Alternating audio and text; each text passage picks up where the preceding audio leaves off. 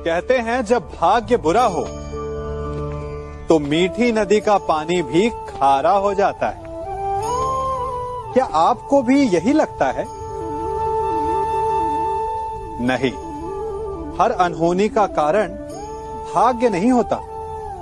कारण होती हैं हमारी असावधानियां। कठिनाइयों में सावधानी सबसे महत्वपूर्ण ढाल है।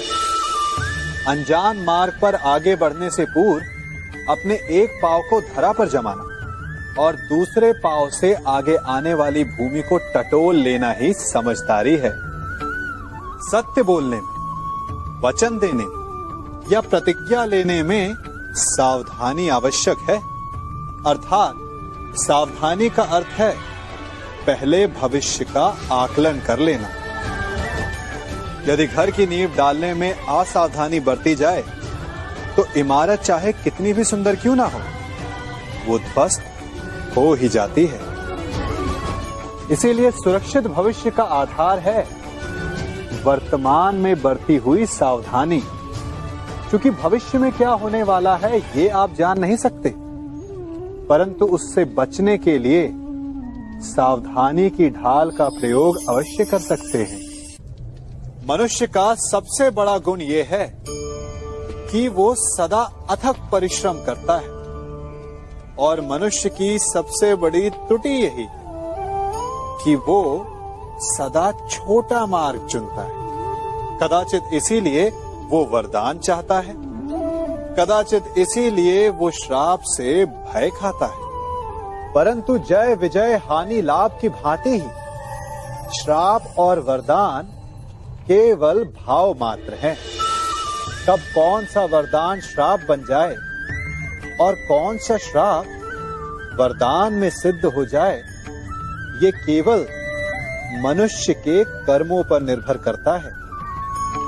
विष पीकर शंकर महादेव हो गए और अमृत पान करके भी राहु केतु असुर ही रहे। तो सब खेल है केवल भाव और कर्मों का। यदि कर्म और लक्ष्य उचित हो तो श्राप को वरदान बनते देर नहीं लगती, और यदि कर्म अनुचित हो तो वरदान भी श्राप बन जाता है। कभी चुंबक को देखा है कैसे वो लोहे की ओर आकर्षित होता है और कैसे वो लोहे को अपनी ओर आकर्षित करता है? चूंकि उसके स्वभाव में ही आकर्षण है।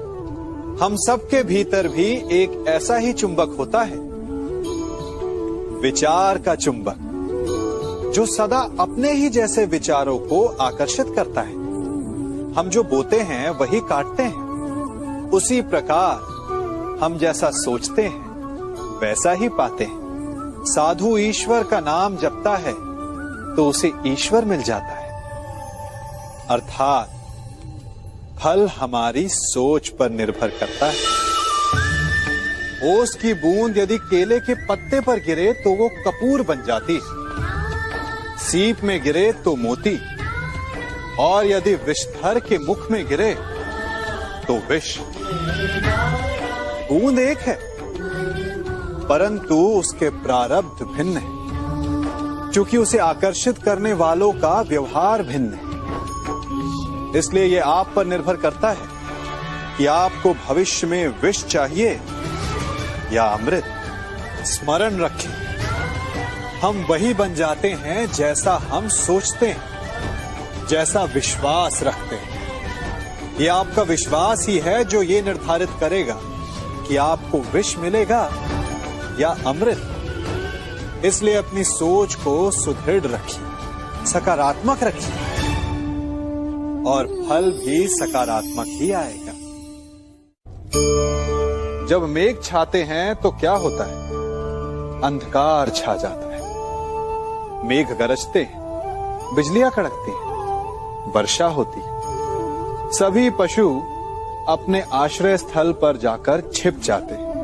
मनुष्य अपने घरों की ओर दौड़ते हैं और सभी पक्षी अपने घोंसलों में जाकर छिप जाते हैं। परंतु एक जीव है जो गरजते मेघों को, कड़कती बिजलियों को, भारी वर्षा को भी हरा देता है, वो जीव है बाज। क्योंकि वो समस्या की जड़ों से ऊपर उड़ता है, वो गरजते मेघों से, कड़कती बिजलियों से, भारी वर्षा से, इन सब से ऊपर। यही अंतर है हारने वालों में और जीतने वालों में। ये युद्ध हार और जीत का नहीं, समस्या और सोच का है। यदि आप अपनी सोच को छोटी रखेंगे तो समस्या बड़ी हो जाएगी, और यदि आप अपनी सोच को बड़ी रखेंगे तो समस्या छोटी हो जाएगी। मनुष्य जीवन की परीक्षा में सफल होने के लिए क्या नहीं करता? वो परिश्रम करता है, दौड़ भाग करता है, और ये सब करने के पश्चात भी जब उसका काम नहीं बनता तो वो नकल करता है ना? तनिक लौटिए अपने बचपन में, स्मरण कीजिए अपने बचपन की स्मृतियों का। क्या स्मरण हुआ? विद्यालय में जब आप परीक्षा देने जाते थे तो क्या होता था? आप ना सही, परंतु कोई ना कोई सफलता पाने के लिए नकल करता ही था और उत्तीर्ण भी हो जाता था, है ना? परंतु जीवन की परीक्षा ऐसी नहीं होती।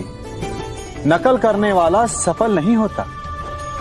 कारण विद्यालय में सबके प्रश्न पत्र एक होते थे, परंतु जीवन के प्रश्न पत्र और उनकी कठिनाई सबके लिए भिन्न होती, तो निश्चित रूप से उनके उत्तर भी भिन्न होंगे ना।